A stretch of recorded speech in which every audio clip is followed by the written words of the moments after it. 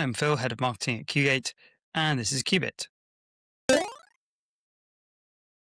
Today, I want to look at why discovery phases in a CRM project doesn't change the project. It changes how you approach the project and how you understand the project.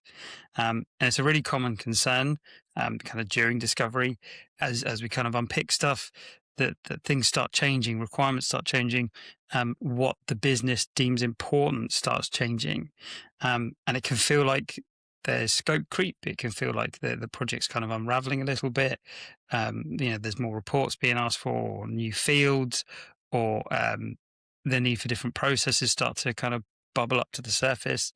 And actually, that's a good thing, because the discovery phase isn't just documenting what you do already or what the business wants, based on its current process, or where it is right now in this kind of snapshot.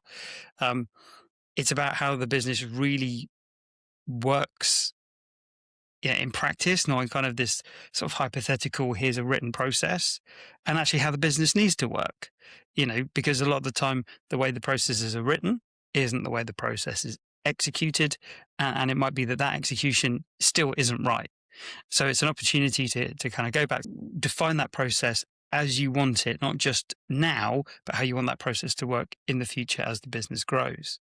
As these conversations develop, teams realize they're solving these same problems, but just in different ways. And the processes that everyone assumed are consistent often aren't.